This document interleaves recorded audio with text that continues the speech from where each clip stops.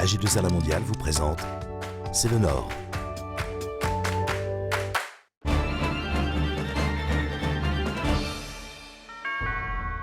Bonjour, C'est le Nord s'intéresse aujourd'hui à l'innovation.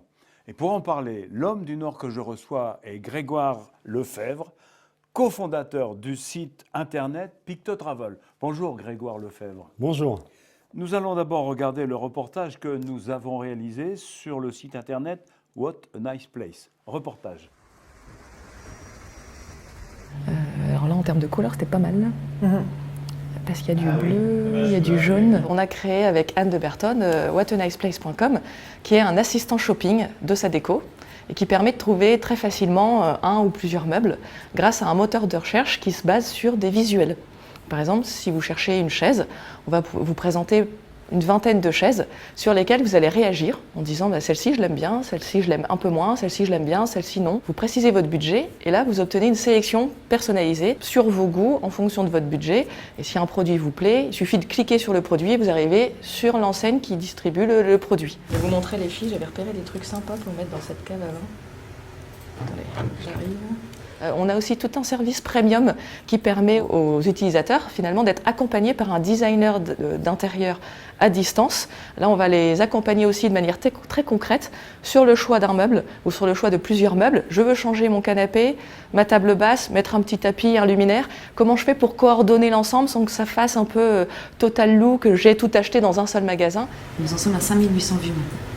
D'accord. Évidemment, la région pour nous, elle a une très grande richesse. On est ch'ti et fiers de l'être. Concrètement, on est basé à Euratechnologie, qui a un pôle de compétences extraordinaire. Dès le début, on a été accompagné par Euratechnologie. On est passé par l'incubateur. Et au-delà de ça, on a la chance d'avoir une région très très riche, notamment en termes de commerçants et de e-commerçants.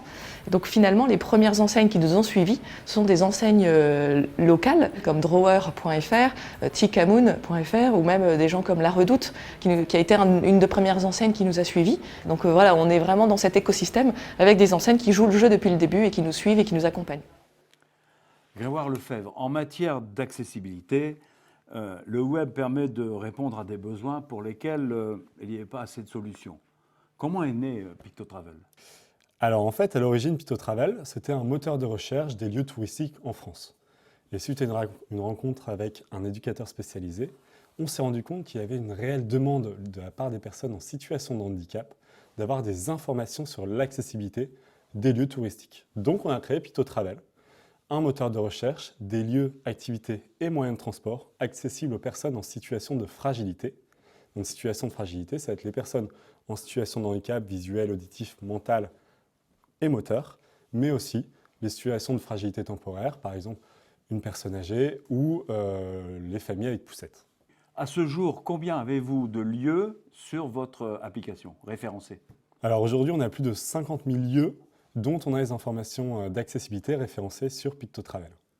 Et pouvez-vous nous parler de vos perspectives de développement, car vous en avez, j'imagine. Alors on a deux grands projets chez Pictotravel. Donc le premier, ça va être développer le moteur de recherche, donc avec trouver toujours plus d'informations sur les lieux partout en France. On a aussi un grand chantier sur l'accessibilité de du moteur de recherche, tant sur le web que sur le mobile, parce que l'application est disponible sur iOS. L'accessibilité de l'accessibilité, c'est un peu ça. Tout à fait. Et le deuxième chantier, donc, qui est l'accessibilité numérique pour les professionnels, parce qu'il y a des obligations légales qui vont obliger l'ensemble des entreprises à rendre leur site internet accessible aux personnes en situation de handicap. Merci Grégoire Lefebvre. Merci. Et à bientôt dans C'est le Nord.